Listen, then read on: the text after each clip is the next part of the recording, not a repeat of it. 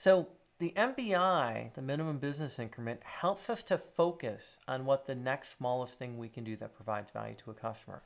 And that's a huge difference, right? We oftentimes have conditioned our stakeholders, especially, and I'm going to cover this, is our annual budgeting cycle, where they're going to ask for everything they can possibly think of. And what we want to be able to do is use a strategy like the MBI to not have them perceive this as they're going to be getting less. What we're going to do is we're going to get them value out sooner, right? So this is an enabler to delivering value to our customers more frequently. And by doing that, well, we're going to get feedback quicker, feedback from the market. Should we keep doing more of this functionality? Have we done enough, right? Is there something more important that we could be doing, something that would be more valuable? So it ensures completeness to deliver that value. Again, it's not just the development teams. It's just not the IT aspect. I mean, unless you're in an organization, either an employee or you're a contractor, consultant supporting an organization that's a software development company, so their product is software. Other organizations are IT-enabled organizations, and there's a lot of focus on the IT area when it comes to Agile. So from a DA perspective, we've always had guidance that we want Agile at scale. We want everyone in the organization to get the benefit of using an Agile approach, right? Whether that's an iterative approach or it's a flow-based approach, right? Lots of options in Discipline Agile for that. But when it comes to delivering value, especially to our customers, we need to be thinking beyond just the development value stream. Easier to sequence the work as the identified increments of the smallest thing we can do. So yeah, I mean, when we have something that's smaller, I can estimate what I'm going to be able to do tomorrow, right? I have a number of things on my calendar, like probably everybody in attendance has. And I can size that work. I can understand what it's going to take to get done versus what I'm going to be doing in the second quarter of next year. That's a much bigger thing that I'd be trying to size and get a handle on. So easier to sequence the work, easier to see progress with that work, easier to get feedback on that work. Another thing is, right, understand the capacity of the people that will do the work, starting it and completing it, right? So here we've got work and process management, right? We want to make sure that we're not starting something unless we have a good level of confidence we can complete it. So we don't want, again, our Microsoft PowerPoint team working on spelling and grammar checking. They're going to get their work done. And the Word team is not going to get that done for another 3 months or another 6 months. So there's the aging of the work the PowerPoint team did. We're not going to release that. So that's, whether it's feature toggling, dark release, whatever. So it's just going to sit there and potentially become a bit stale. So the other thing is providing clarity on what to align around. So MBIs, through the idealized value stream, provide a way to have strategic alignment, a plumb line to our strategies that are decomposed down to the next smallest thing we can do that's going to add value to a customer. So now I'd like to talk about one of the things that I feel is very important and a problem that MBIs can solve, focusing now just on the development value stream. So I'm not leaving out the supporting or the operational, but I want to set the stage for how using this strategy can solve a very common problem at a lot of organizations.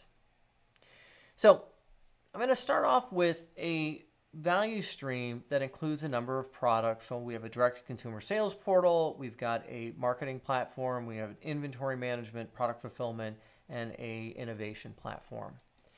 And if we take a look at a typical annual budgeting process, right, we're gonna be doing that somewhere around this time period, right? Normally in that sort of end of the year, October, November, we're going to be making some decisions of what projects get approved, what scopes of work for the next year. So, well, what happens? What happens is that we have all of these ideas that either get, brought to some level of business case or project charter or however the ask is that gets included to be then submitted for consideration as we're getting closer and closer until we get into this annual budgeting process. And what we typically see is, big projects, small projects, medium projects. We have all these projects that then are approved out of the amount of money that's going to be invested for this, this value stream, this product line. And we're going to have that ready to get going typically when we get into January of the next year. So if we now kind of take a look at how this is going to sort of play out, oftentimes we get into the January, maybe early February timeframe, and it's like gold star. We've kicked off 100, we've kicked off 150 projects, all these projects, right? And I like to, if we're coming in and doing work for a customer around that time, it's like, well, how many have you finished? None? Like, no, hey, there's a certain level of comfort in our culture that if you have a project and that project gets kicked off, even if it's going to take all year to get it, you're comfortable that at least you're going to get something at some point. So, big project, right? Our direct-to-consumer sales portal. Yeah, big 12-month long project. Lots of functionality, right? Lots of enhancements. We've conditioned our stakeholders that they're going to ask at this time of the year and aggregate a bunch of stuff together. They're not going to get an opportunity again. So all these enhancements, sure, all this new functionality is within this product. But oftentimes it's very disjointed, or in some ways, a lot of times it's unrelated. It's in the product, but from a customer journey perspective, they're not going to traverse through all whatever dozen or more features that I've got listed here. And we're going to see that project over project, right? We're going to have all these projects that are funded. We're going to have projects that are, a lot of them kicking off at the beginning of the year, and some of them might be staggered. Maybe there's some carryover work from the previous year. And so now I'm going to take you back to be thinking about the situation I started with. So we have enhancements from a team that's in one of the products, and we have enhancements that the spelling and grammar checker across multiple products.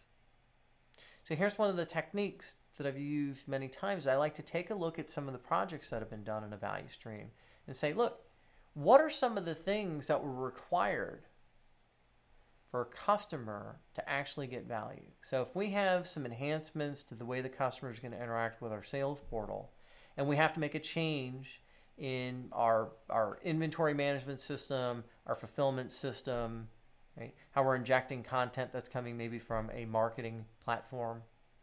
Yeah. So if we're going to have a customer to get value out of any of this, and it's dependent on big blue project, right? Direct-to-consumer sales at the top there getting done, we're going to be waiting all year long. Or we're going to have some functionality that's been rolled out and maybe it's not really doing anything. Or maybe it's causing another issue. Maybe there's a customer service issue that we're introducing by doing something like this.